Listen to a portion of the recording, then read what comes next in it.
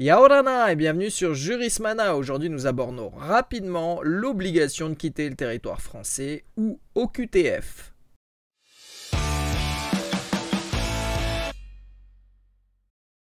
La décision d'OQTF est prise par le préfet, notamment en cas de refus de délivrance de titres de séjour ou de séjour irrégulier.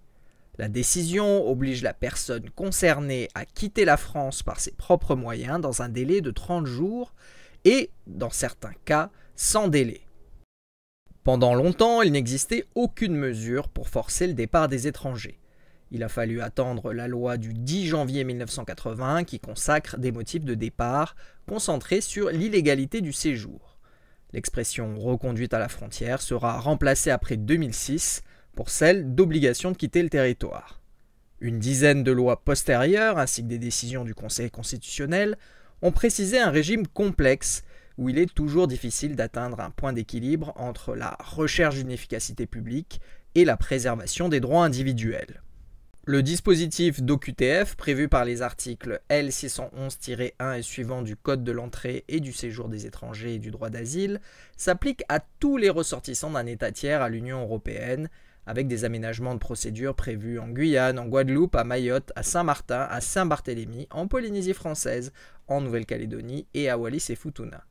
Les fonctionnaires d'une organisation internationale et le personnel des représentations consulaires et diplomatiques d'un État en France, ainsi que leurs familles, ressortissent à des règles spécifiques et ne peuvent faire l'objet d'une OQTF. Et si vous aimez ce contenu, n'hésitez pas à vous abonner, à aimer la vidéo, à la partager et à la commenter. Marururua.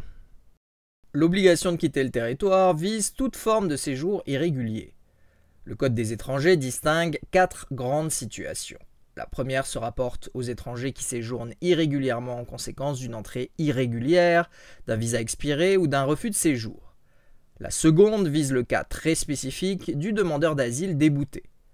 Le troisième cas de figure renvoie à l'exercice irrégulier d'une activité professionnelle, ainsi que d'un étranger qui ne réside pas régulièrement depuis plus de 3 mois et dont la présence constitue une menace à l'ordre public.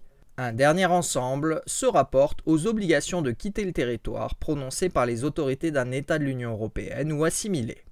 L'OQTF prend la forme d'un acte complexe qui se décompose en un ensemble de mesures propres au départ et à la bonne exécution de l'arrêté portant obligation de quitter le territoire. Ces actes sont tenus d'être édictés dans des délais particulièrement brefs, imposant à l'administration une pleine attention pour ne pas compromettre la réalisation de la procédure par un manquement à des règles de fond ou de procédure.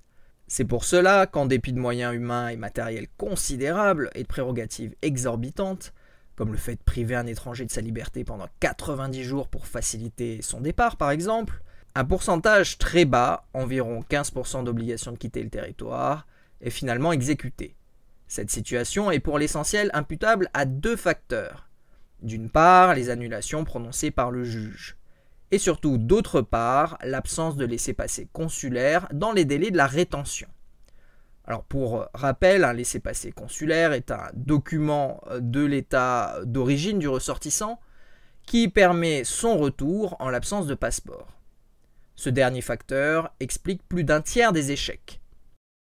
Et voilà, nous en avons terminé avec cette rapide vidéo relative à l'OQTF. Merci à tous et à très bientôt sur Jurismana. Parhane.